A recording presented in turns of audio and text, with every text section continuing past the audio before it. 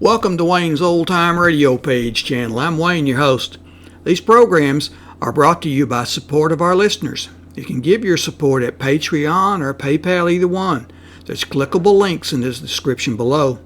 Thanks for your support and enjoy the shows. From Hollywood, it's time now for Johnny Dollar. Pat McCracken, Johnny, returning your call. Oh, hi, Pat. How's Southern California? My vacation on expense account, I love it. Well, don't overdo it. Just because the Jolly Roger matter interfered with that vacation you'd planned is no Now, reason. wait a minute. You promised full expenses. Okay. When are you coming back to Hartford? As soon as I clear up the Lamarr case. Want okay expenses on it now? Huh? Lamarr? Yeah, Pat. This is a case that'll make your hair curl.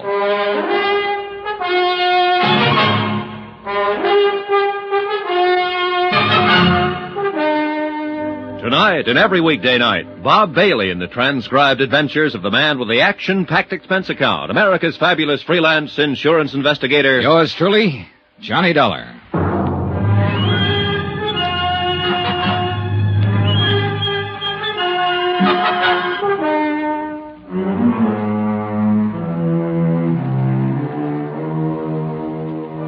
Expense account submitted by Special Investigator Johnny Dollar to the Universal Adjustment Bureau, Hartford, Connecticut. The following is an accounting of expenditures during my investigation of the Lamarr matter. Expense account? Forget it. I'm on vacation. As far from Hartford, Connecticut, center of the insurance business as I can get. Yeah, I'm in La Jolla, California, and I'm staying in a big ritzy motel called El Crescenta. Alone. Oh, there is a girl down here. A lot of them, in fact. But one in particular. Bonnie Lamarr, her name is. Sounds like somebody in show business, doesn't it? But she isn't. Tall, 5'8", brunette, pretty as the devil. And I gave her the line that my so-called business back east consists of nothing more exciting than running a filling station. How can you afford to come all the way out here to California for a vacation? To say nothing of staying at the El Crescenta. Rich uncle, Vonnie. Died and left me a couple of $1,000 to do with as I see fit. This is the way I see fit. Only a couple of $1,000. Mm-hmm. Gee, that's too bad.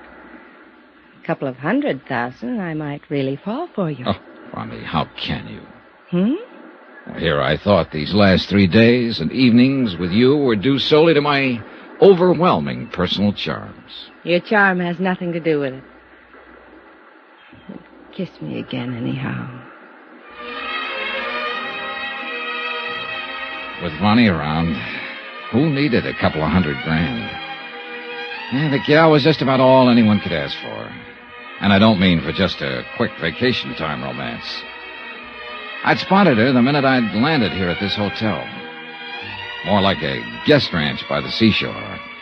Beautiful, modern cottages set around a big green lawn with a swimming pool in the center big enough for the Olympics. Carports beside the cottages loaded with Eldorados, Continentals, and a handful of foreign sports jobs. And a beautiful big dining room and a building set up to look like an old clipper ship. And food and service worthy of Oscar of the Waldorf. And what was I doing here? On expense account, remember? Yeah, I'd spotted Vonnie the night I arrived from San Diego after clearing up the Jolly Roger matter, and set my sights for her immediately. Naturally, I wondered what so attractive a girl was doing alone here. She cleared that up for me at dinner the second night. I still don't understand why Daddy hasn't arrived yet. Oh? He's supposed to join you on this vacation? We always spend our vacations together. At least we have since Mother died a few years ago. You're an only child? Yes. Really a foster child. Just as we were about to take our plane, some crisis or other arose at the plant. So he made me come along and wait for him. Lamarr Metal Products. Lamarr. Oh, yeah. Aircraft components, isn't it? South Bend, Indiana? Yes.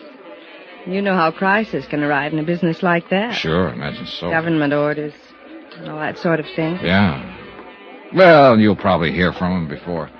Oh. Here, waiter, would you like to get us... Senorita, a telegram for the lady. Oh? Excuse me, Johnny. Sure. Here you are, Peter. Gracias, senor. Oh, dear. What's the matter? It's from my father, and I don't like it. Listen. Must delay departure a few more days. Doctor's orders. Oh? Nothing to worry about. Stay there in La Jolla until I join you. Love, Daddy. Oh, that's too bad. But doctor's orders. There's nothing wrong with Daddy. He had a new insurance examination just a month ago. They gave him a clean bill of health. What company? Try Mutual something or other, but what difference does it make? There's something wrong about this. I'm sure of it. Oh, why don't you phone him? Yes. Yes, I will. My cottage is right next door here. Come on.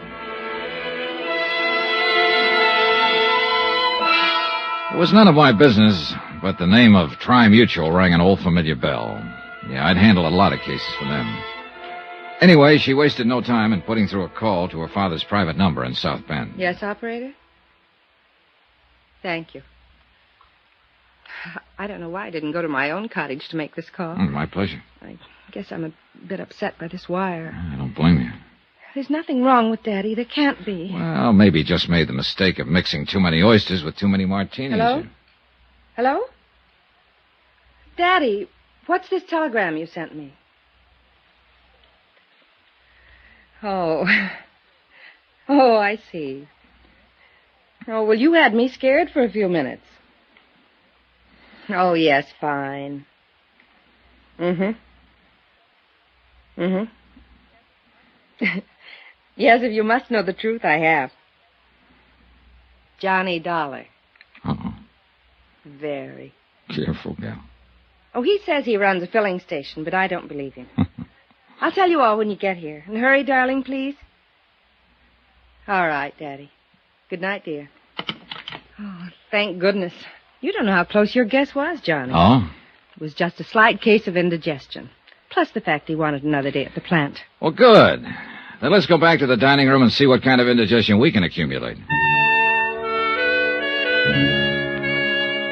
that started it. 3 days and nights of as much fun and relaxation as I've had in years. A wonderful place to stay, a private beach that I'll wager is second to none on the Pacific coast. Swimming, water skiing, skin diving, sailing, everything. Oh, this was it. Or so I thought. Oh, why make any bones about it? I'm a sucker for romance. And believe me, it wasn't hard to be serious with Bonnie. Johnny. Yeah? This is nice, isn't it? Mm-hmm. I don't believe in love at first sight. Do you? No. No, But it is nice, isn't it? Hey, whoa, gal. Hmm? It'd be much too easy to fall in love with you, Bonnie. And I mean the forever kind.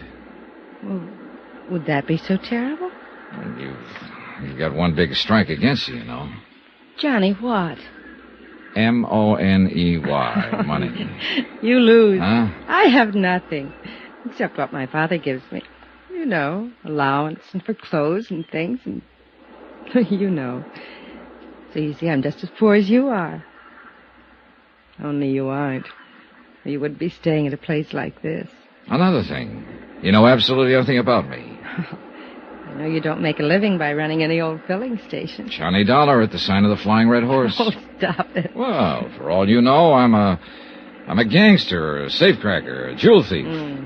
Or worse still, playboy scion of a wealthy family who never did a lick of work in his life. In other words, a worthless bum. Don't say that, Johnny, even in fun. How'd you fill him, huh? Yes, and their mothers. Old dowagers trying to marry them off to another wealthy family. Add the name Lamarr to their end of the social register listing. Insure the fortune with another fortune. I thought you said you were poor. Well, you know what I mean. A bunch of worthless fops, that's all they are. I've seen better men among the servants and chauffeurs, the little Mexican boy who helps one of the gardeners, and the young businessmen there in South Bend and in other cities.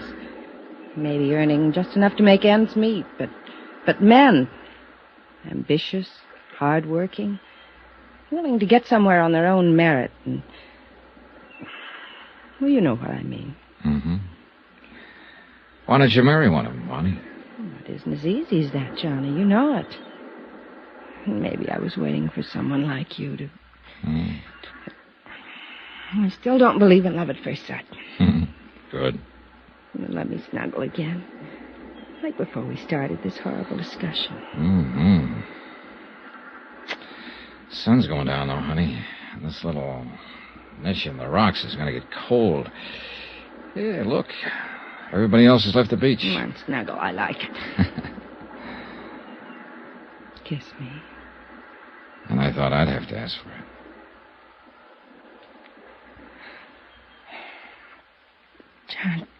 Johnny? What do you do? Well... Well, I'll tell you.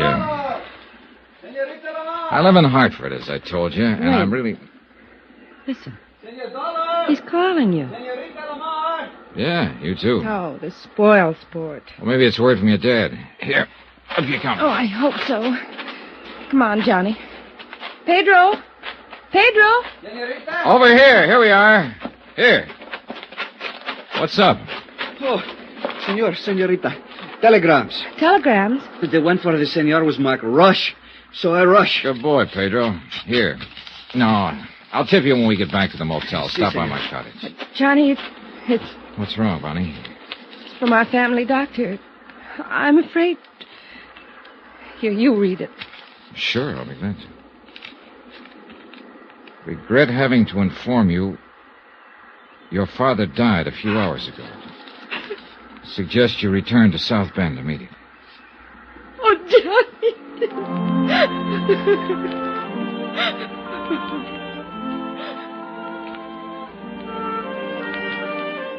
It was a few minutes before Bonnie could pull herself together enough to walk from the beach up to her cottage where she could pack her things for the trip back to South Bend.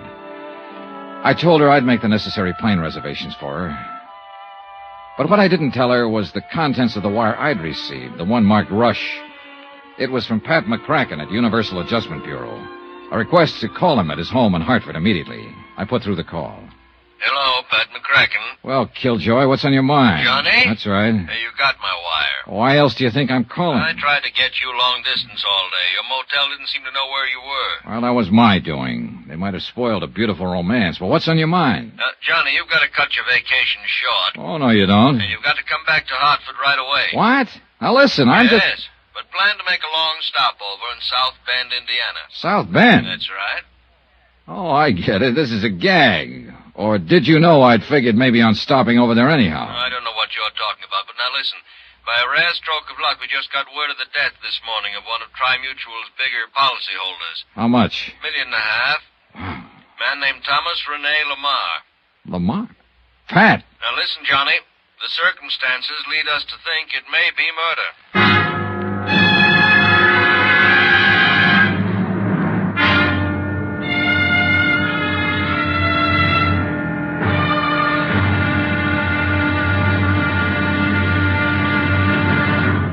Now, here's our star to tell you about tomorrow's intriguing episode of this week's story. Tomorrow, a set of circumstances arise that are enough to keep a man from trusting even himself.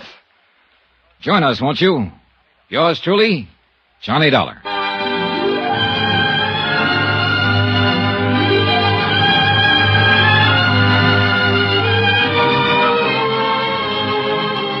Yours truly, Johnny Dollar, starring Bob Bailey, is transcribed in Hollywood. It is produced and directed by Jack Johnstone, who also wrote tonight's story. Be sure to join us tomorrow night, same time and station, for the next exciting episode of Yours truly, Johnny Dollar. Roy Rowan speaking.